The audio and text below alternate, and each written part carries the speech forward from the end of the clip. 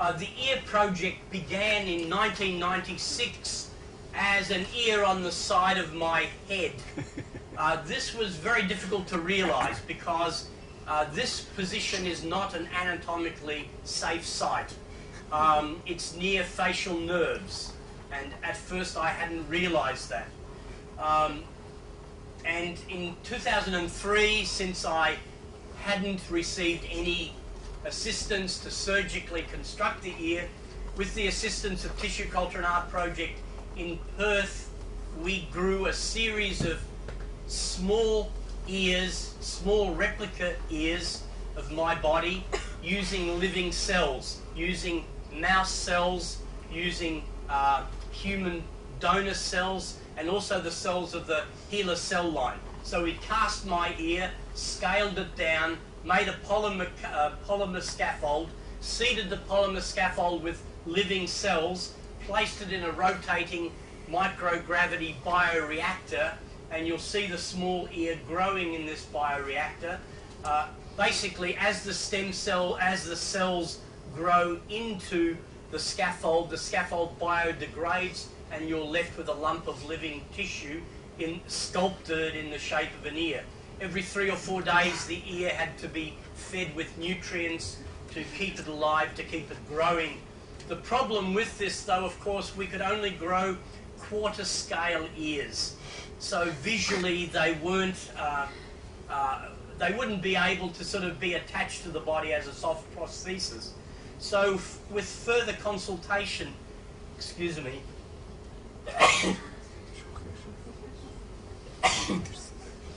I didn't hear a Gesundheit. Anyway, the ear on the forearm was really a safe site. The skin is very soft there, and it's very subtle and flexible. We scanned my ear, scanned my arm to produce a 3D model and animation to sort of ergonomically examine what it means to have an ear on your arm.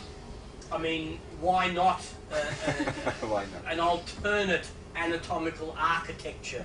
Why do we have to have our ears on the side of our heads? With an ear on your arm, you can speak into your ear. You can hand your ear over to someone else to speak into. So there are advantages to having an ear on your arm. And in 2006, with funding from a London production company, we arranged a series of surgeries to begin constructing the ear. And initially, a skin expander is inserted beneath the skin, and through an injection port, I was injecting twice a week sterile saline solution, and as the expander fills with fluid, it stretches the skin, creating a pocket of excess skin that you can use in the construction of the ear.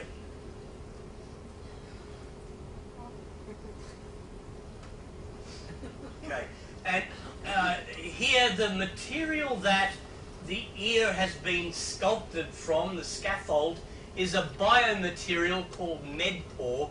It's a porous material that allows your own cells to grow into it. So once the scaffold is inserted beneath the skin, and the skin is vacuum sucked over the scaffold, over a period of a couple of weeks, the cells of your own body grow into the scaffold, adhering the skin to the scaffold, and it retains its shape. And after 6 months, you get what's called tissue ingrowth and vascularization occurring. In other words, the ear becomes fused to your arm, it becomes really quite a part of your arm, and it develops its own blood supply. So this is not something that we can now easily cut off. It's really a part of your body, it has its own blood supply, it's sort of independently or partially existing.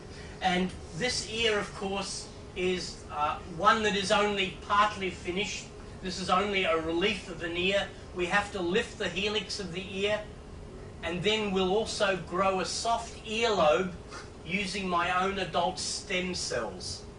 And this will be the more cutting-edge research. We did, as part of this second operation, insert a microphone inside the ear. And you'll see later that even with my arm wrapped in bandages with a partial plaster cast, even with the surgeon wearing a face mask, the sound of his voice was picked up by the microphone and wirelessly transmitted. So the idea of this project is that in any Wi-Fi hotspot, the ear becomes internet enabled. So if you're here, you'll be able to listen to what my ear is hearing in London, for example, or in Melbourne, Australia. So it becomes a kind of a moving acoustical organ that can be accessed by people in other places. So we've evolved with soft organs to better function in the natural world.